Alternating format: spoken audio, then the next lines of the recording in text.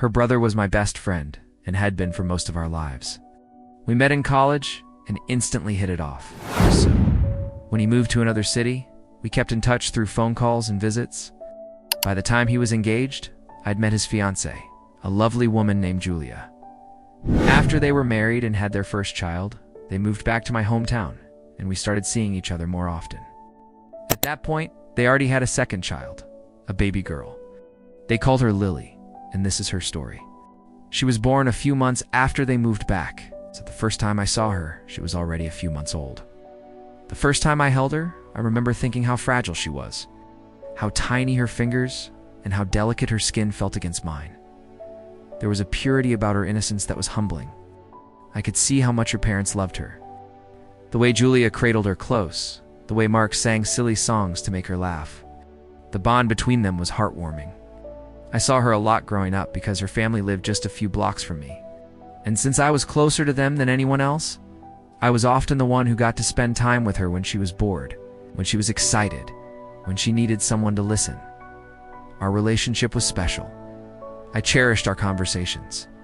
She told me about boys, friends, dreams, and fears. I shared stories about my work, my travels, and the world beyond her small town. It was fulfilling to be a source of knowledge for her, to open her eyes to different perspectives and experiences. As Lily grew up, our connection deepened. We talked about literature, philosophy, and art. I encouraged her intellectual curiosity, and she amazed me with her insights and questions. One day, we were having tea, and she asked me a question that surprised me. She was 21, standing at the threshold of adulthood. We're still in that space where life feels limitless, where every experience is new, where the heart doesn't yet know how to protect itself. I was 42, a husband, a father of two. My wife and I had been together for over 20 years. We had our own home, our own life, our own routines. I had lived decades before she even turned legal. I had responsibilities, history, a life already written. I was not looking for anything more, especially not something that would disrupt my marriage. But then I met her again. We had seen each other at parties, at gatherings, but this time I saw her differently. I had known her as a child. I knew her as my friend's sister, as a cute, intelligent girl who was fun to talk to. But now there was something more there, something that made me want to look at her, listen to her, and try harder to be close to her. And I knew it was wrong. I knew that what I was experiencing was not just a normal fondness for my friend's sister. I knew it went deeper. I felt it in the pit of my stomach, the warmth in my chest, and the sudden urge to be near her. Our first real conversation happened by chance. One Saturday afternoon, I was at their place. Her brother was in his room talking with his friends. I was in the living room with his wife, and she joined us. She was shy at first, not looking me in the eye, not saying much. Then I joked about something and she laughed. It was a light, musical sound that made me turn towards her. And from that moment, I paid more attention to her. Talked about movies, hobbies, and fashion. I listened intently, offering my opinions and adding anecdotes of my own. It was easy to get lost in our conversations. She was full of energy and enthusiasm, and it was infectious. When she came to my house for dinner, I helped her with her homework. We talked until late, and when I walked her back to my car, we stood under her porch light, laughing and talking. I was struck by how pretty she was, how bright her smile was, and how soft her hair looked in the moonlight. And then it happened. As we were saying goodbye, I felt my heart skip a beat. Suddenly, she took a step towards me and cupped my face in her hands. She looked into my eyes and leaned in. Before I could react, she pressed her lips against mine. I froze, shocked by the audacity of the move, but I didn't pull away. In fact, I found myself leaning in further. The kiss was soft, tentative, and it sent shivers down my spine.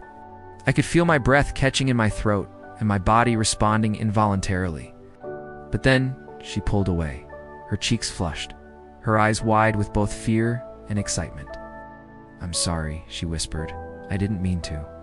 I reached out to touch her arm, but she flinched and stepped back. "No, don't," she said, her voice trembling. "It's just, I'm sorry, I shouldn't have." My heart pounding, unsure of what to say. In that moment, I felt a surge of emotions. I was shocked, confused, and overwhelmed by what had just happened. We were interrupted by the sound of a car pulling up. Mark and Julia were back. I quickly stepped away from Lily and composed myself, hoping they hadn't seen or heard anything. The rest of the evening felt awkward and strained. I couldn't shake off the memory of our kiss. It played on repeat in my mind, tormenting me with its implications. I tried to focus on my dinner with the family, but I was distracted and quiet. After they left, I went to my room and shut the door, needing to escape the suffocating atmosphere of the house. Inside my room, I sank onto my bed, trying to make sense of what had happened. Why did she kiss me? Why did I let her? What did it mean? Questions echoed in my mind, but there were no answers. I tossed and turned, unable to sleep, the events of the evening replaying in my head on a loop. Sleep was elusive, replaced by anxious thoughts and a growing unease. Each tick-tock of the clock amplifying my worry. By the next morning, my feelings had transformed into a deep sense of guilt. The kiss between me and Lily weighed heavily on my conscience. I knew I had crossed a line, violated a trust that was not mine to break.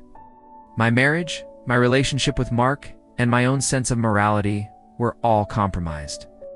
I wrestled with these thoughts throughout the day, seeking solace but finding none. My usual routines suddenly felt meaningless. Work, which had always been a distraction, now seemed like a futile escape. I tried to throw myself into tasks, but my mind kept drifting back to Lily. The kiss, her innocent eyes, the tangled web of emotions we had woven together. The following weeks were a blur of guilt, anxiety, and stolen moments. I saw Lily frequently. She was persistent in her affections, often initiating contact and escalating the level of physical intimacy. Struggled with conflicting emotions, torn between my love for my wife, my friendship for Mark, and the undeniable chemistry I shared with Lily. My actions were driven by impulse rather than reason. I let my heart lead, allowing myself to be swept up in the whirlwind of emotions she ignited within me. I justified my actions by convincing myself that she was in love with me, that she initiated everything, and that I was merely reciprocating her feelings.